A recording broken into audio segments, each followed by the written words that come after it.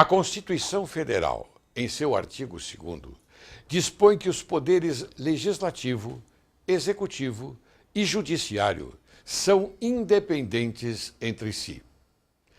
O artigo 20 da Lei de Responsabilidade Fiscal assegura ao Judiciário o limite de 6% dos percentuais da receita corrente líquida do Estado.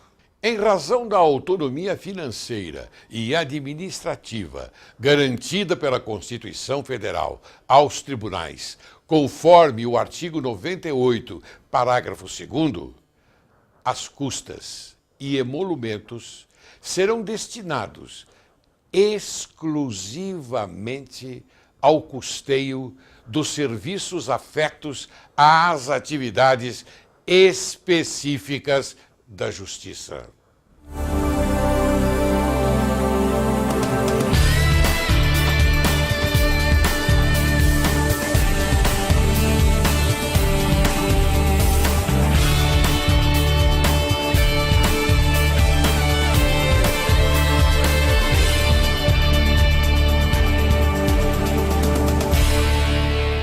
Hoje é um dia de alegria. Eu digo de alegria e me aproximo também de uma festa, porque Direito e Justiça em Foco traz para você, caro telespectador, uma personalidade importantíssima no cenário jurídico e também no cenário político do Brasil. Está localizado em São Paulo, mas reflete em todo o Brasil. Porque é um homem cuja cultura é invejável, um homem cuja atividade e o domínio dessa atividade também é invejável. É um homem público, um homem adorado pelas pessoas, um homem que faz bem quando se conversa com ele. Então, este é o convidado que Direito e Justiça em Foco traz hoje para você. Trata-se de Fernando Capês. Quem é Fernando Capês? É procurador de Justiça e ingressou no Ministério Público em 1988, aprovado em primeiro lugar, onde, após experiência no Tribunal do Júri, integrou o primeiro grupo de promotores responsáveis pela defesa do patrimônio público e da cidadania. Combateu a violência das torcidas organizadas e a máfia do lixo. É mestre pela Universidade de São Paulo e doutor em Direito pela Pontifícia Universidade Católica. Eu tenho aqui mais tantas páginas para continuar lendo o currículo desta grande personalidade. Mas eu prefiro parar por aqui e você vai apreciar, tenho certeza absoluta, o que representa este homem no cenário, como disse, político e jurídico do nosso país. Fernando Capês, como vai? Tá bom? Muito obrigado pelas gentis palavras, doutor Laércio Laurelli, ainda mais vindas um desembargador com uma trajetória jurídica como o senhor.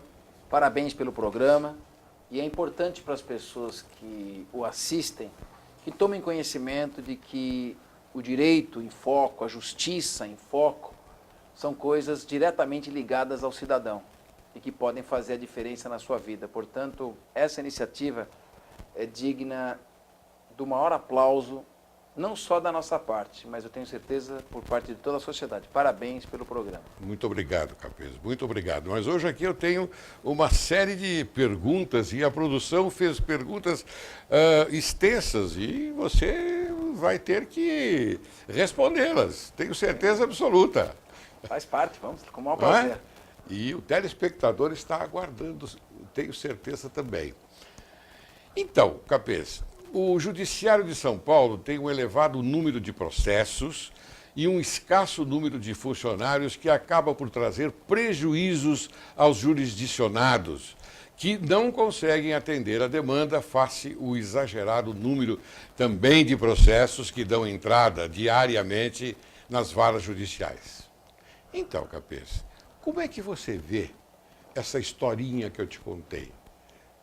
Olha, doutor Laércio, nosso telespectador, que certamente está assistindo ao seu programa com muito interesse, precisa saber de um dado relevantíssimo.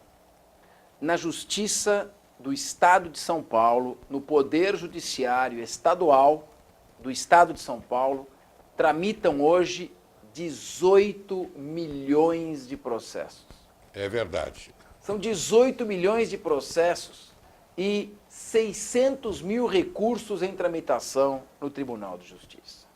Agora, senhor telespectador, vamos nos colocar no lugar dos serventuários do Poder Judiciário, valorosos, dedicados. Eu tenho imenso orgulho, porque eu fui escrevente do Tribunal de Alçada Criminal, trabalhei no setor técnico de pesquisas e fui escrevente do Tribunal de Justiça. E o meu irmão, que é juiz de direito, também foi. Então a gente tem um orgulho muito grande disso. Faço questão de pronunciar o nome dele, Rodrigo Capês. Rodrigo Capês, eu tenho muito orgulho, um brilhante magistrado. É verdade. Que está desempenhando um belo trabalho assessorando a vice-presidência do tribunal. Então, esse número de serventuários, e além do reduzido número de serventuários, nós temos aproximadamente 2 mil juízes para julgar 18 milhões de processos. É só fazer uma simples conta de divisão para notar o quanto estão assoberbados os serventuários da Justiça e os juízes membros do Poder Judiciário. É difícil a situação, os juízes estão tirando férias para trabalhar, tirando férias para colocar o serviço em dia, tirando dias de licença-prêmio para conseguir sentenciar. E mesmo a despeito de todo esse esforço, de toda essa dedicação, olha, se a sociedade paulista conhecer o trabalho que fazem os juízes e os serventuários do Poder Judiciário, vão sentir orgulho. Porque muitas vezes o lado negativo, crítico, que é o que é destacado. E a imensa, esmagadora maioria que beira os 100%, que se sacrifica, que se dedica, o trabalho muitas vezes não é divulgado. Agora, como é que nós vamos fazer para que, a despeito de todo este trabalho, eu conheço um colega meu de faculdade, desembargador hoje, quando foi juiz de uma comarca no litoral norte de São Paulo, sofreu um infarto no fórum. Imagine. De tal a sobrecarga de trabalho. E mesmo assim, nós estamos vendo os processos tramitando, tendo dificuldade para terminar num prazo razoável. Claro. Então, alguma coisa precisa ser feita. Não é possível que um jurisdicionado, alguém que tem o titular de um interesse ou de um direito, que quer ver defendido perante o Poder Judiciário, que leva um conflito para ser solucionado ao Poder Judiciário, ou alguém que é demandado injustamente, quer ver logo esclarecido esse conflito. Muitas vezes são obrigados a aguardar 10, 15 anos e depois mais um tanto para a execução. Então, o que fazer? Nós temos funcionários dedicados, juízes trabalhadores e os processos demorando para ter uma solução. Muito bem colocado. Gostei da sua colocação. Tanto é que a próxima pergunta que eu vou fazer a você, Capês, é no sentido de saber se o Executivo e o Legislativo concordam com a autonomia financeira do Poder Judiciário. Essa autonomia financeira poderá significar menor, não é, autonomia entre outras áreas do Judiciário. É isso? Doutor Laércio, o senhor conhece esse assunto com muito mais profundidade que eu. O senhor viveu o Poder Judiciário, é um desembargador, portanto, conhece esse assunto com muita profundidade. É importante que o telespectador saiba que, se nós não fizermos alguma coisa efetiva em prol do Poder Judiciário, os processos vão continuar demorando e os interesses não vão ser solucionados, os conflitos não vão ser resolvidos a seu tempo. A justiça que tarda, falha porque tarda. Então nós precisamos realmente de uma solução. E o senhor coloca uma questão perfeita, a autonomia financeira do Poder Judiciário. O problema é de investimento. é necessário que haja mais investimento no aparelhamento do Poder Judiciário, para a informatização de processos, Claro. para que haja um grupo, uma estrutura, uma carreira de apoio ao trabalho dos magistrados, multiplicando a prestação jurisdicional de forma eficiente. E isso se faz com investimento. Agora, para que haja investimento, é preciso que o judiciário tenha uma autonomia. Hoje, a Lei de Responsabilidade Fiscal prevê que até 6%, às vezes eu falo olhando para o telespectador para que ele entre na nossa conversa também, que a gente faça uma conversa a três aqui. A lei Eu de tenho uma responsabilidade pergunta sobre isso. Você já se adiantou, mas continue que está ótimo, está muito bom. Está porque excelente. A lei de responsabilidade fiscal prevê que o executivo transfira até 6%. E hoje se transfere por volta de 4%. Ora, o Poder Judiciário não tem que ficar com o pires na mão solicitando a complementação do orçamento por uma atividade que é uma atividade fim e por uma atividade cujo interessado é o jurisdicionado, é o cidadão, é a sociedade. É claro. Então, nós precisamos de uma autonomia financeira que permita ao Poder Judiciário que ele seja autossubsistente, que ele não precise solicitar ao Poder Executivo transferência de recursos, mas que ele, pela própria natureza e pela própria prestação dos seus serviços, consiga, daí, extrair a fonte que os mantenha. Então, a autonomia financeira, quando o senhor coloca, é justamente isso, dar ao Poder Judiciário condições de que ele consiga subsistir, manter e investir no aprimoramento dos seus serviços, mediante uma receita que ele possa oferir a partir do desempenho da prestação dos seus próprios serviços. Percebe, telespectador, aquilo que nós estamos falando já há algum tempo sobre esta matéria. Hoje, o doutor Fernando Capês coloca para você, telespectador, a verdade absoluta sobre este tema que nós estamos tratando, que é a autonomia financeira do judiciário. Porque você não confunda a independência dos poderes com autonomia financeira dos poderes. Cada poder tem a sua autonomia financeira. Eles são independentes entre si, mas têm a sua autonomia financeira, correto? Perfeitamente, muito bem colocado. E é importante que se faça essa distinção. Agora, um poder que é independente por determinação constitucional, isso desde a tripartição de poderes de Montesquieu, é necessário que haja um equilíbrio entre o poder que exerce a função de administrar, o que exerce a função de julgar e o que exerce a função de legislar. Porque a tripartição do poder, o poder é um só, pertence ao povo.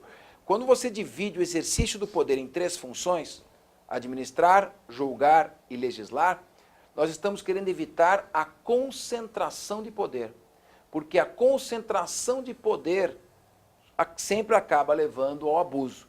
E esse sistema de freios e contrapesos em poderes equilibrados, harmônicos e independentes é que garante que o Estado democrático de direito funcione sem nenhum tipo de anomalia. Agora, como é que eu posso pretender que o Poder Judiciário, embora tenha a sua independência, atue com total independência se ele não tem uma autonomia financeira? Ou seja, você dá independência, mas obriga o Poder Judiciário a ir com o pires na mão, solicitando investimentos que ele tem direito. Ora, quem é o prejudicado com isso? O prejudicado é o jurisdicionado. Quando uma justiça não tem o devido investimento e ela acaba funcionando de uma maneira mais lenta do que deveria, os conflitos sociais não são pacificados, gera inconformismo, gera violência. Então, tudo isso é importante que a gente discuta para que o Poder Judiciário, e o senhor sabe bem disso, é uma luta sua de muitos anos. É verdade. Que o Poder Judiciário possa ter uma forma de manter em funcionamento os seus serviços, uma forma de ampliar os investimentos, de informatizar os processos, de contratar servidores em número suficiente, de contratar uma carreira de apoio que permita ao magistrado julgar processos de forma mais rápida, sem afetar a qualidade. Claro. E isto só é possível se houver uma autonomia financeira. Se o Poder Judiciário não ficar na dependência de ter que buscar o complemento dos seus 6% a que tem direito a todo mês. Então, por isso que nós estamos discutindo, quando se fala autonomia financeira, são caminhos para que o Poder Judiciário funcione adequadamente, com eficiência, sem depender toda hora do Executivo. E quando se fala em povo, significa o seguinte, significa que você que está assistindo esse programa é soberano. O povo é soberano. Por isso que o povo escolhe os seus representantes no cenário político do país. Então, isso que o doutor Fernando Capês está falando, colocando, e muito bem, é significativo para você entender o movimento do Tribunal de Justiça, do Judiciário, em relação à autonomia financeira que tanto se almeja. Muito bem, doutor Capês, eu vou perguntar agora, em rápidas palavras, porque daqui a pouquinho eu vou chamar um intervalo, não é? Atualmente, fazer frente às despesas com pessoal e custeio, os tribunais contam com recursos do orçamento do Estado, repassados mensalmente, além de outras diferentes iniciativas, como, por exemplo, a cobrança de um percentual da arrecadação dos cartórios, que é variável. Eu faço esse tipo de pergunta porque sei perfeitamente que você vai respondê-la com a maior tranquilidade, informando quem? Informando o povo, o nosso jurisdicionado. Por favor. Bom, o próprio Conselho Nacional de Justiça tem se debruçado sobre várias propostas de solução. O Tribunal de Justiça de São Paulo, principalmente pelo seu órgão especial, tem procurado buscar caminhos, porque a gente está falando que a autonomia financeira é o caminho. A autonomia financeira é a solução para o Poder Judiciário que possa ser eficiente. Capês, é bom que se diga que os homens que compõem o Conselho Superior da Magistratura, os homens que compõem a cúpula do Tribunal de Justiça são excelentes, são pessoas bem intencionadas. Sem dúvida, eles estão buscando uma solução. Agora, essas soluções, elas variam muito. Existem propostas de criação de fundos de reaparelhamento do Poder Judiciário, quando o conselheiro do Conselho Nacional de Justiça, desembargador Rui Stocco, se debruçou demoradamente sobre esse estudo. Há várias propostas. E aqui eu posso fazer uma homenagem ao desembargador Rui Stocco, porque é um excelente desembargador, trabalhador e interessado também no problema. Desculpe te apartear, mas eu sou obrigado a fazer isso porque eu tenho um respeito enorme pelo Rui Stocco, que é uma das grandes personalidades do nosso judiciário. Ele tem, sobretudo, duas grandes virtudes que são muito importantes para a gente encontrar uma solução para a questão do judiciário: a inteligência e a criatividade. É preciso que nós encontremos fórmulas, porque se nós já diagnosticamos que a autonomia financeira é o caminho, o que resta discutir é de que maneira atingir essa autonomia financeira. Qual é a proposta, qual é o caminho? Então, o CNJ está apresentando um fundo de reaparelhamento que teria como fonte de recursos cobrança de taxas, como inscrição de cursos e seminários, que o judiciário possa obter o proveito dos rendimentos de alguns depósitos bancários, enquanto eles não são disponibilizados para a parte que efetuou esse depósito. Enfim, muitas ideias, o destino das multas aplicadas pela Justiça Civil e Criminal. Tem muitos caminhos, no caso de confisco de bens ou perda de bens e valores, como condenação criminal, reverter em prol daquela justiça. São ideias importantes. Agora, nós também na Assembleia Legislativa temos algumas iniciativas que depois eu quero discutir com o senhor. Pois não, com muito prazer. Então, veja, eu vou agora chamar um pequeno intervalo e depois daqui a pouco nós vamos retornar. Você, telespectador, por favor, aguarde que logo, logo estaremos de volta.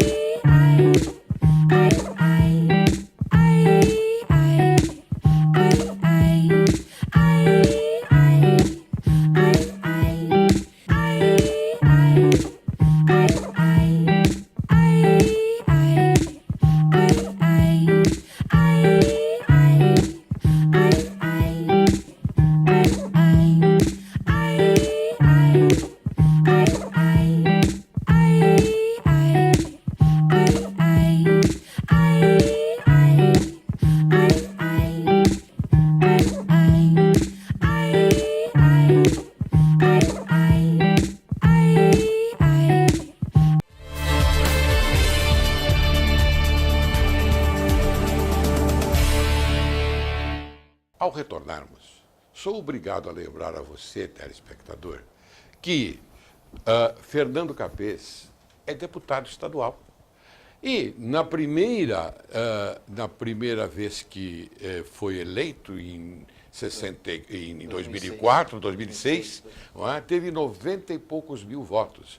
E desta vez, reeleito deputado estadual pelo PSDB, teve 214.592 votos. Olha que expressivo, não é? Realmente é. 214.592 Surpreendeu votos. até nós mesmos a votação. Não, mas ele deveria ter sido até mais. Sendo um dos 3 deputados mais votados da Assembleia Legislativa do Estado de São Paulo. Parabéns, Capês. Muito obrigado. Parabéns. Direito e Justiça em Foco parabeniza com bastante vigor. Eu agradeço muito, viu? Muito obrigado. Muito bem. Mas agora vamos continuar. Agora pergunto a você, qual é a proposta do projeto de lei para a autonomia financeira do Judiciário, o qual você tem empreendido esforços para ser aprovado na Assembleia Legislativa? Bom, existem, na verdade, 2 propostas de emenda constitucional e eu as subscrevi ambas com um deputado que eu muito admiro, deputado de 10 mandatos, que é o deputado Salim Curiati, e nós temos lutado para que seja obedecida a Constituição Federal.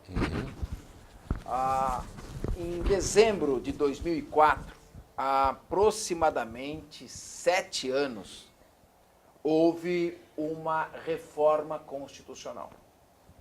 E aprovada pelo Congresso Nacional, a Emenda Constitucional 45, de dezembro de 2004.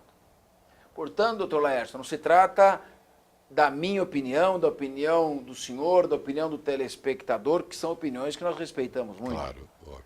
Trata-se de uma determinação constitucional. A Emenda Constitucional 45 de 2004 acrescentou um parágrafo ao artigo 98 da Constituição Federal, dizendo o seguinte, que é assegurada a autonomia financeira do Poder Judiciário mediante a arrecadação das custas e emolumentos arrecadados na prestação dos serviços à Justiça. Meu Deus do céu. Está escrito. É claríssimo. Portanto, todas as atividades relacionadas à Justiça devem ser mantidas por meio de recursos provenientes da arrecadação das custas judiciais, dos emolumentos que são recolhidos em cada processo. Está escrito na Constituição Federal. Pois bem, essa determinação da Constituição Federal já foi atendida por alguns estados. O primeiro estado que atendeu foi o estado de Pernambuco. Rio de Janeiro também atendeu. E outros estados. No Rio de Janeiro, o Tribunal de Justiça é independente financeiramente. Independente financeiramente, e isso tem trazido, tanto no Rio quanto no Pernambuco e nos estados que adotaram a autonomia financeira do Judiciário, um grande resultado em favor da sociedade. Processos, vamos pegar, como o senhor colocou, o Rio de Janeiro, hoje um processo termina em média da primeira, quando entrou com a ação, até a segunda instância em 3 anos.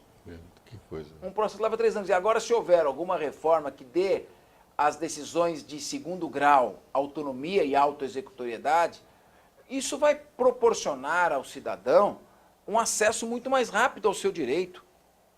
Então, há um resultado concreto e efetivo. Aqui no estado de São Paulo, pelo princípio federativo, o Congresso Nacional aprovou uma proposta de emenda constitucional de âmbito nacional. Porém, cada estado, pela sua autonomia financeira em face do princípio federativo, precisa ajustar a sua Constituição a essa determinação de âmbito nacional. Nós, então, apresentamos aqui uma proposta de emenda constitucional. Por quê? Porque a autonomia financeira foi determinada por uma PEC, proposta de emenda constitucional, no Congresso Nacional. Certo. Nós estamos apresentando uma PEC, proposta de emenda constitucional, à Constituição do Estado de São Paulo, no âmbito da Assembleia Legislativa Perfeito. deste Estado. E esta PEC, proposta de emenda à Constituição do Estado de São Paulo, esta PEC constitucional, diz o seguinte: ao Poder Judiciário é assegurada autonomia financeira e administrativa. É o que nós estávamos discutindo no primeiro bloco, Exatamente. da importância dessa autonomia. Aí o parágrafo 1º diz: são assegurados ao Poder Judiciário recursos suficientes para manutenção, expansão e aperfeiçoamento de suas atividades jurisdicionais, visando ao acesso de todos à justiça. Específico. Para manter, expandir e aperfeiçoar, Perfeito. com o objetivo de proporcionar o acesso mais rápido à justiça. E aí vem o parágrafo 2º. O produto da arrecadação, das taxas e demais emolumentos inerentes às atividades jurisdicionais será revertido integralmente para a consecução dos objetivos preconizados no parágrafo anterior, ou seja, acesso de todos à justiça, manutenção, expansão Perfeito. e aperfeiçoamento. Com esta proposta de emenda, caso ela venha a ser aprovada, imediatamente começar a reverter em prol do Poder Judiciário, das funções ligadas à Justiça, investimentos resultantes de nenhum outro órgão. Investimentos que resultam da arrecadação pelo Poder Judiciário dos serviços prestados pelo Poder Judiciário. Existe a taxa judiciária. Quando Claro. se entra com processo, se recolhe a taxa. Quando você vai entrar com recurso, se recolhe uma taxa para o recurso. Aliás, as taxas do Estado de São Paulo estão entre as mais baixas do país. Verdade, é verdade. Então, nada mais justo do que o contribuinte que teve que ir ao judiciário e recolher uma taxa, ver revertido em seu favor, com uma justiça mais célere e eficiente, o produto daquele investimento, ao invés de cair num caixa comum, que muitas vezes não vai ser encaminhado e nem retornará à justiça. Eu cito o exemplo na área da saúde, do extinto tributo da CPMF. Caso tivesse sido destinado especificamente para aquele fim da saúde, teria resolvido o problema e nós não estaríamos aqui hoje. O tributo foi extinto, porque ele caiu num caixa comum e acabou não sendo encaminhado para a saúde. Claro. E quem perdeu foi a sociedade. É, porque a saúde hoje encontra-se num estado precário, não é? Sim. Se nós tivéssemos criado o recurso e o Poder Executivo não tivesse mexido nesse recurso, deixado ele reverter exclusivamente para os fins da saúde, estaremos numa situação muito melhor. E assim, é isso que pretende essa proposta de emenda constitucional. Mas nós não estamos inventando a roda.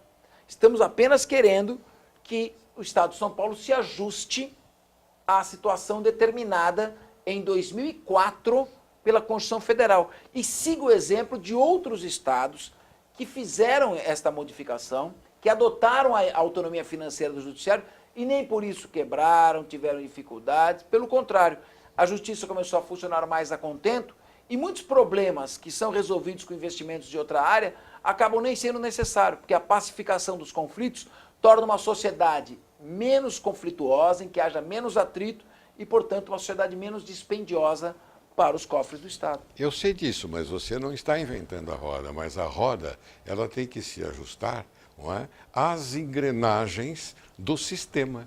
Porque se não for assim, inclusive aqueles que estão bem colocados na Constituição, no parágrafo do artigo 98. Parágrafo 2º do No parágrafo 2º do 98. Então, veja, você não inventou a roda, mas você, o que você fez? Você ajustou, não é, para que ela funcione. É assim que tem que ser. Veja só a preocupação que o deputado Capês tem com o povo de São Paulo. Porque isso reverte ao povo, reverte a você, jurisdicionado, que vai ter uma justiça mais rápida. É óbvio, porque vai ter um aparelhamento melhor, mais adequado àquilo que, afinal de contas, nós nos propomos. É isto. Agora, o curioso de tudo isso... Mas eu tenho uma pergunta muito chave aqui. Pois não? Não, mas primeiro eu te falo o curioso. É uma observação. O curioso é que, neste momento, a autonomia financeira do judiciário depende de uma postura autônoma e independente do Poder Legislativo. Então, se o Poder Legislativo demonstrar autonomia e independência, ele consegue aprovar uma medida que leve à autonomia do Poder Judiciário. Então, é a pergunta que eu faço. Há algum impedimento para a aprovação do projeto, vez que o interesse é social? Nós temos agora, vários deputados já assinaram essa proposta, ela nem poderia ser apresentada. E agora o que nós queremos é conscientizar os colegas, provocar a discussão e também trazer a sociedade para essa discussão. É importante que a sociedade se posicione, que ela conheça os problemas do Poder Judiciário. Nós estamos falando aqui, o nome do programa não poderia ser um nome mais feliz. Muito obrigado. Direito e Justiça. Quer dizer, não basta o direito, não bastam as regras do direito posto, as regras escritas da lei no nosso sistema. É necessário que estas regras estejam a serviço da justiça, que é um bem maior. Ou seja, que aqueles que trabalham na função de aplicar a justiça, sejam desde os serventuários que permitem que os processos tramitem, claro, até o magistrado que vai dar a sentença no momento mais importante da tutela jurisdicional, é importante que se pense que todas aquelas regras que existem, elas têm que ser interpretadas e aplicadas com eficiência para fazer justiça. Isso é possível se houver estrutura, e a estrutura depende de uma autonomia financeira. É aquilo que, afinal de contas, você explicou, e muito bem, ao programa Direito e Justiça em Foco, que é assistido por milhares de pessoas que, afinal de contas, protegem, não é? Protegem a nossa intenção. Porque a nossa intenção é esta, é levar o conhecimento. Eu sempre digo, viu, Capeta? É levar conhecimento verdadeiro, não o conhecimento falso, mas o conhecimento verdadeiro. Este é um conhecimento verdadeiro que nós estamos levando ao telespectador. E, inclusive, não é? Acoplado à cidadania e de ordem de interesse social, que é o importante. A sociedade ela tem interesse em ver os conflitos resolvidos. É óbvio. Se através da prevenção se eliminam muitos conflitos, mas outros não há, eles surgem. E seja no âmbito civil, tributário, administrativo, criminal, e precisam ser resolvidos. Claro. E para isso nós dependemos de uma justiça forte.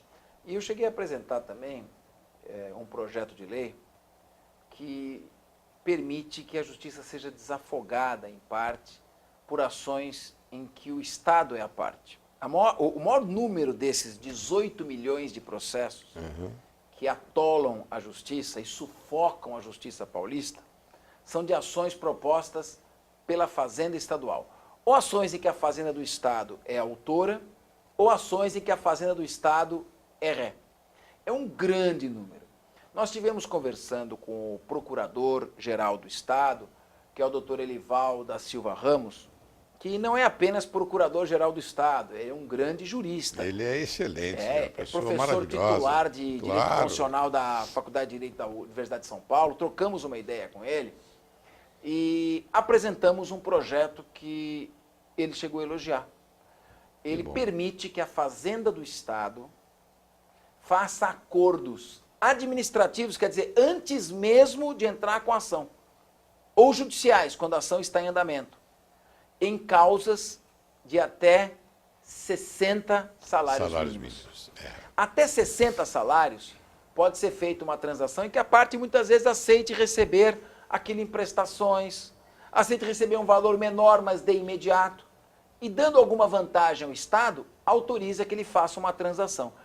Porque tem causas de até 60 salários mínimos, são 30 mil reais, em que o sujeito está com o seu direito, ele precisa daquele dinheirinho para ele, mas ele vai ver esse dinheiro daqui 10, 15 anos, muitas vezes num precatório que vai demorar para ser pago. Então o que ele faz? Uma transação no processo ou na administração e resolve o problema. E em causas de natureza alimentar, em que a pessoa necessita daquilo para sobreviver, nós aumentamos o limite para até 500 salários mínimos, desde que a causa tenha natureza alimentar, ou seja, que a pessoa dependa daquilo para a sua sobrevivência. Claro. Isso fica demonstrado. A Fazenda do Estado poderá também celebrar acordos administrativamente ou judiciais. Porque o que está acontecendo é o seguinte, doutor Laércio, o sujeito tem um direito, aí ele entra com uma ação.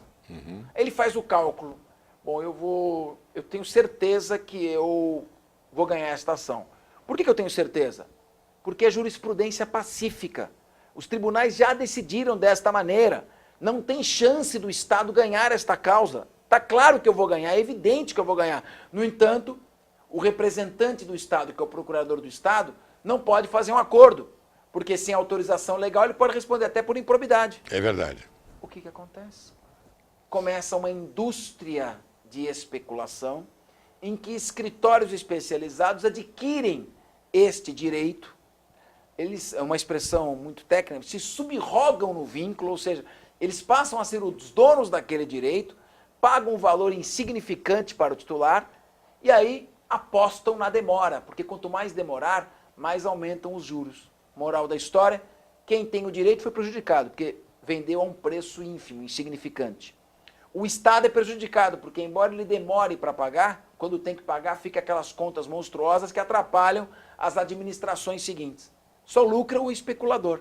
Então, é um projeto que também, evidentemente que a autonomia financeira acaba com isso na raiz, porque não haverá demora, mas também é um projeto que auxilia na medida em que permite que haja acordos e se resolva antecipadamente essas pendências. Inclusive, nós da Pamages e também os aposentados que formam um grupo lá da Pamage se interessaram por esse projeto, não é? Porque eu me lembro, viu, Capês, quando nós fomos ao GEFAS, Juizado Especial da Fazenda, e fomos bem intencionados para a solução de conflitos. Não é? Isso há um tempo atrás, logo no início do ano.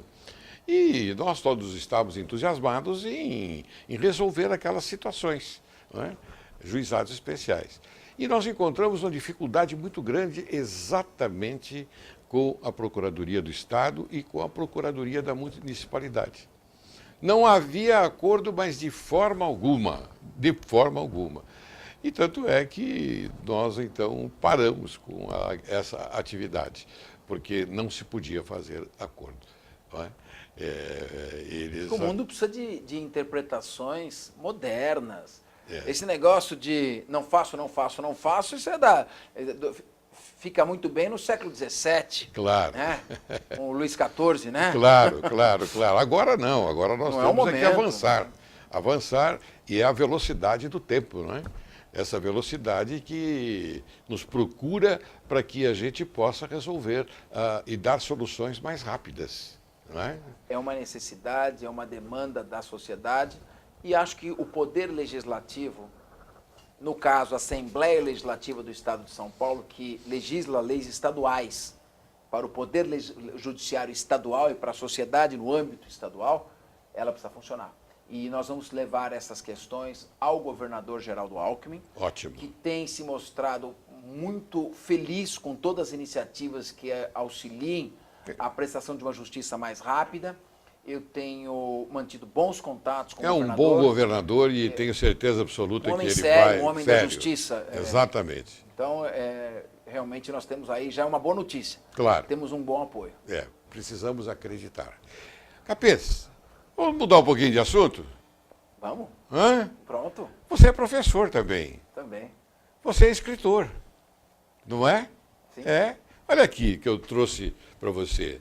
Olha aí, você conhece esses livros? Olha, o nosso curso de processo penal, Olha, né? Curso de processo penal 18ª e edição. curso de direito penal.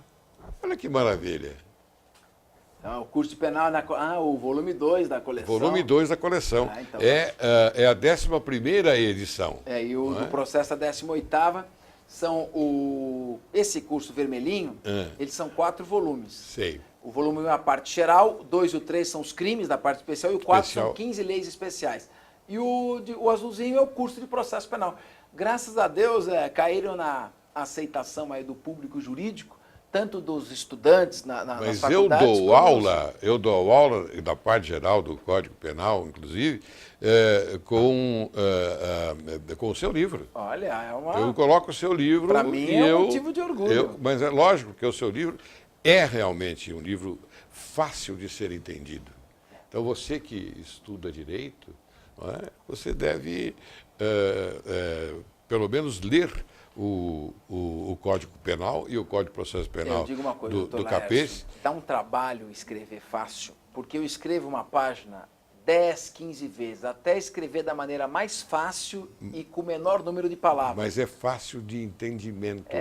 O aluno entende. Você explica para o aluno e o aluno entende. Acho que o grande desafio no século XXI é nós, professores, sermos comunicadores. Claro. Aquela erudição formal que não afasta o aluno mais. pode fazer bem para a vaidade, mas faz muito mal para o ensino. Então, a gente procura usar uma linguagem coloquial sem perder o conteúdo. Então, sabendo que o senhor, como professor, indica o livro, eu fico... Não, indico mesmo. E é uma grande honra para mim indicar o seu livro, porque nós somos obrigados, no magistério, a trabalhar com seriedade. Seriedade porque nós formamos os profissionais do direito. Com certeza. Se nós formamos os profissionais do direito, nós temos obrigação de fornecer a eles o melhor. E eu tenho para mim, Capês, que aqui está o melhor. Muito obrigado. E faço essa homenagem na sua presença e de público. Olha, eu fico muito feliz, e principalmente vindo de uma pessoa com uma carreira consagrada, com uma estrada longa no Poder Judiciário, e também como professor, magistrado e no magistério também, na magistratura e no magistério. Realmente para mim é um motivo de estímulo e peço apenas a Deus que continue iluminando o meu caminho para eu fazer aquilo que for destinado, ou seja, tentar me esforçar ao máximo para fazer o bem, para acertar, para a gente poder fazer a diferença. Como, se o senhor me permitir, o senhor está fazendo a diferença com o programa que coloca o direito e a justiça em foco. Muito bem, Capês, eu te agradeço bastante. Se você quiser fazer alguma colocação, umas considerações finais, a câmera está à sua disposição, para nós então encerrarmos o programa. Bom, eu queria agradecer o convite e dizer ao telespectador que nós estivemos discutindo aqui um assunto que diz respeito diretamente ao seu interesse. O interesse de ter uma justiça que funcione de maneira mais rápida e eficiente. Não existe milagre. Para isso acontecer, é necessário uma modernização de procedimentos, como permitir que se façam acordos em causas da Fazenda do Estado, que vão demorar muito, e, acima de tudo, que haja uma autonomia financeira do Poder Judiciário, para que, com os próprios recursos arrecadados por custas e emolumentos, ele possa manter os seus serviços, ampliá-los e haver investimento. Sem investimento, dificilmente teremos resultado no curto e médio prazo. Capês, muito obrigado por você ter vindo hoje aqui, e Direito e Justiça em Foco te agradece muito, porque o nosso objetivo é esse, levar ao jurisdicionado aquilo que interessa a ele, ao povo de São Paulo, que é soberano.